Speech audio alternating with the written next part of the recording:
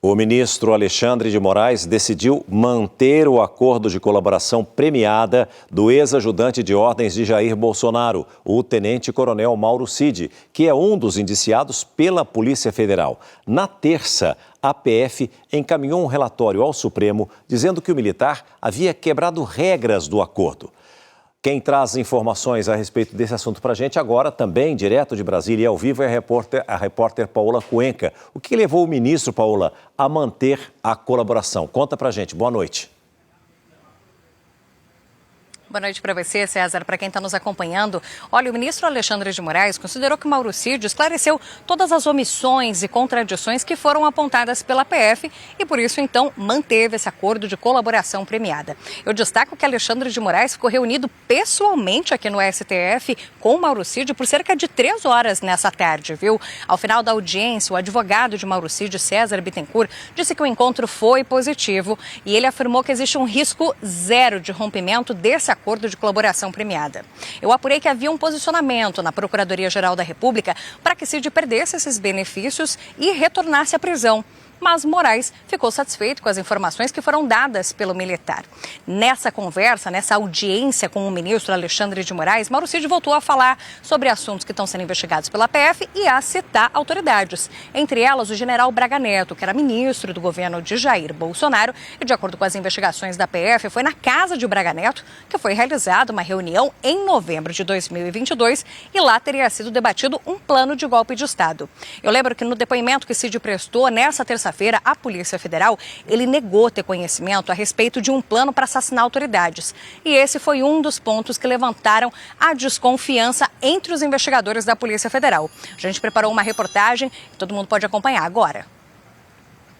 O ex-ajudante de ordens de Jair Bolsonaro veio até o tribunal para prestar esclarecimentos sobre os termos da delação premiada. Na terça, após ser ouvido em novo depoimento, a Polícia Federal indicou ao Supremo que Cid teria descumprido regras do acordo. Segundo os investigadores, houve contradição na fala do militar. Mauro Cid negou saber da existência de um plano para matar Lula, o vice-presidente Geraldo Alckmin e o então presidente do TSE, Alexandre de Moraes. Mas em conversa de WhatsApp no dia 8 de dezembro de 2022 e que consta no relatório da PF, o general Mário Fernandes, que é o autor do plano de assassinato, relata a Cid ter conversado com Jair Bolsonaro sobre uma ação a ser tomada. Segundo Fernandes, no diálogo, o presidente citou que o dia 12, data da diplomação de Lula no TSE, não seria uma restrição e que qualquer ação poderia acontecer até 31 de dezembro. Ele ainda relata que, diante da resposta, disse a Bolsonaro: "Pô, presidente, mas o quanto antes? A gente já perdeu tantas oportunidades." Fernandes então pede a ajuda a Cid. "Conversa com o presidente, cara." E o ex-ajudante de ordens responde: "Pode deixar, general, vou conversar com o presidente."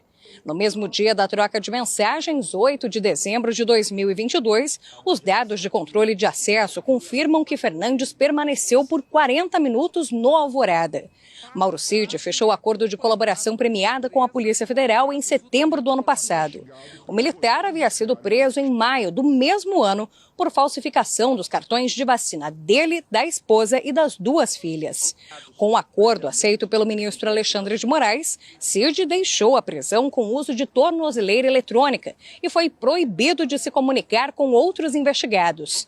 Para este advogado criminalista, o descumprimento das determinações prejudica os benefícios concedidos ao réu. Há uma previsão de que aquele que mente ou atrapalha a investigação quando se trata de organização criminosa, ele sim pode ser, inclusive, prejudicado porque ele mentiu ou faltou com a verdade. Porque o Estado está confiando que ele está entregando informações verdadeiras. Ao longo dos últimos meses, as informações do ex-ajudante de ordens têm sido usadas em investigações sobre os desvios de presentes oficiais, como joias e relógios de luxo recebidos por Jair Bolsonaro e ministros, além do inquérito sobre o planejamento de um golpe de Estado.